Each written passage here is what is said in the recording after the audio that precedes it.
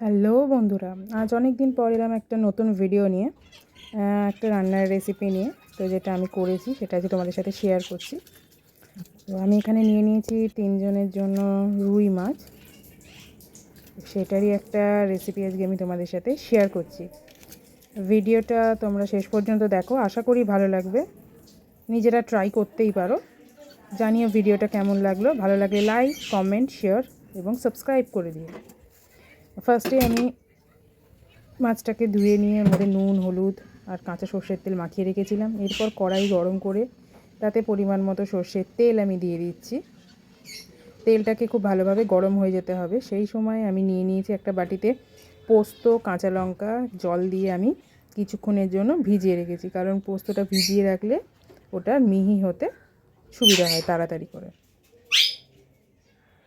তো ভেজানো আছে, তোমরা দেখতেই পাচ্ছ।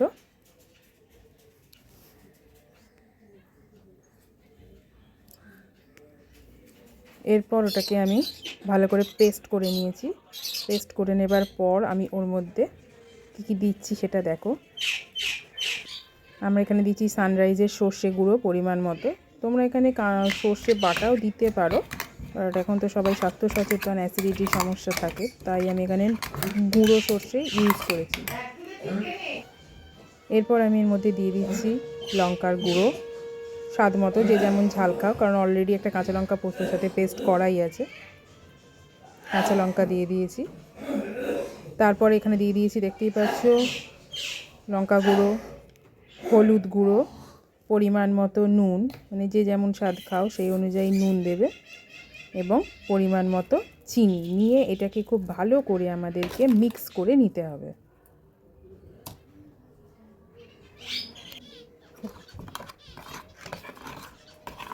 খুব ভালো করে ওটাকে মিক্স করে নিতে হবে।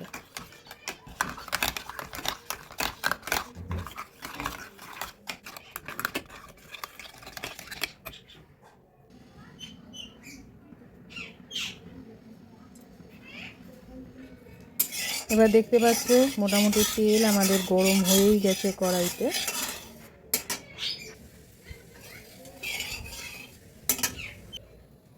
কড়ার চারপাশে একটু তেলটা নাড়িয়ে নিলে ভালো হয়।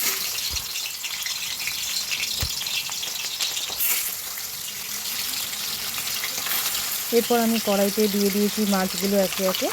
খুব ভালো করে মাছগুলোকে ভেজে নিতে হবে কড়া করে।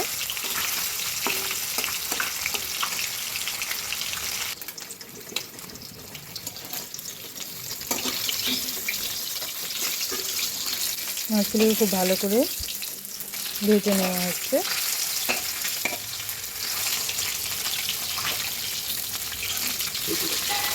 দেখো প্রায় মাছগুলো ভাজা হয়ে এসছে।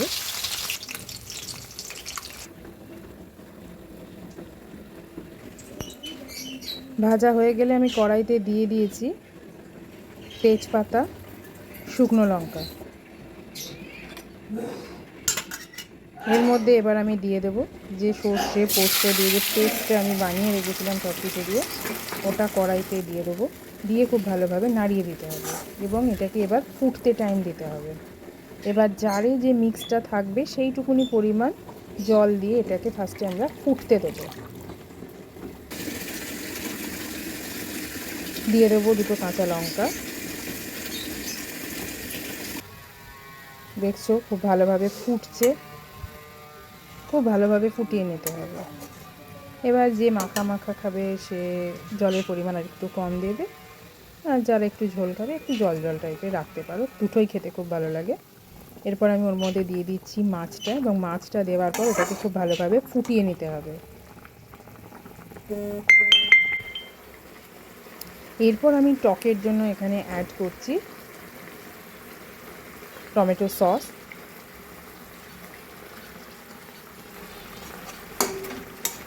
সসটা দিয়ে খুব ভালোভাবে নাড়িয়ে নিতে হবে এবং এতে একটু ফোটার জন্য টাইম দিতে হবে।